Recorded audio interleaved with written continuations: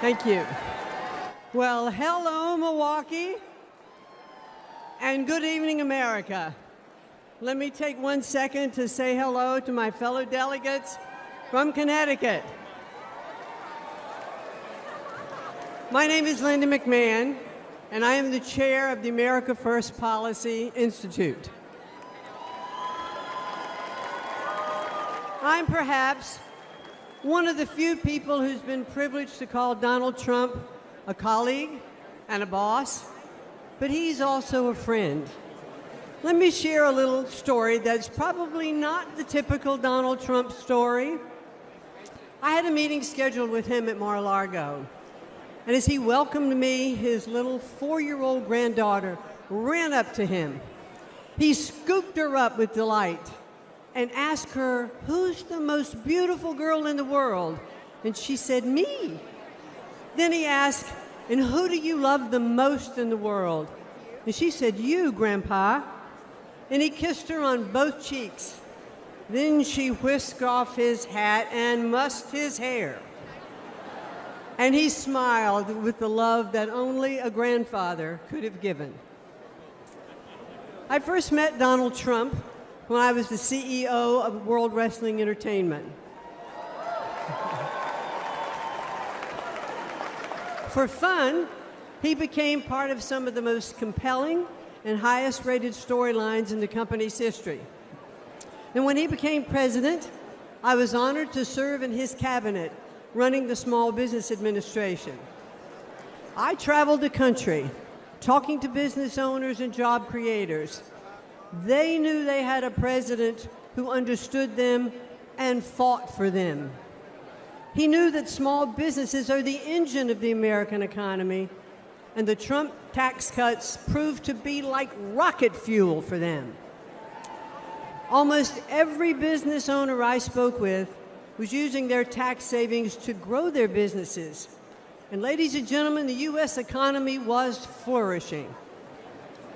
But at no moment during my time in the government was more poignant for me than one that happened in 2018. I traveled with the president to view the destruction which Hurricane Florence had levied on my hometown of New Bern, North Carolina.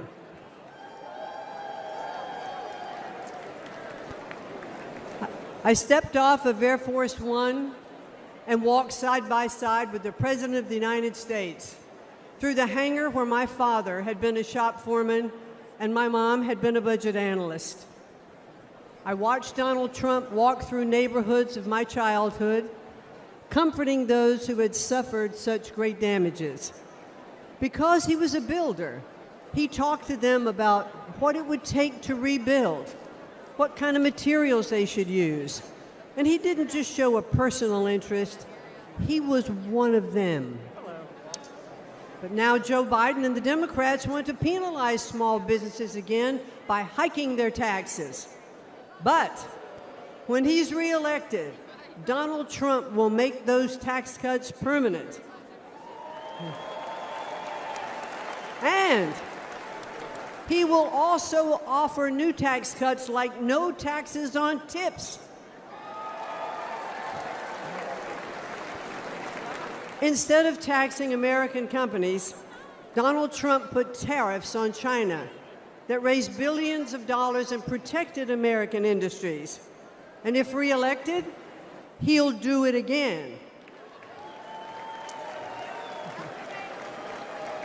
President Trump is a job creator and the best friend American workers have ever had in the White House.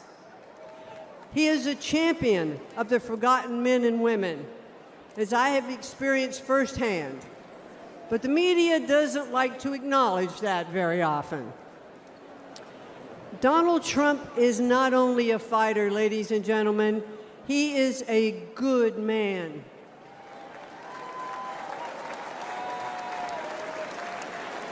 He has the heart of a lion and the soul of a warrior. And I believe that if necessary, he would stand at the gates of hell to defend our country.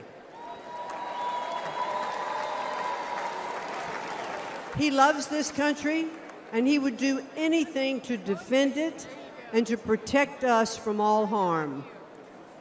I am confident that he will make America great again. And why? Because he did it before. So I ask all of you here tonight, and those of you who are watching from home, to re-elect Donald J. Trump as the 47th President of the United States. Thank you, and good night.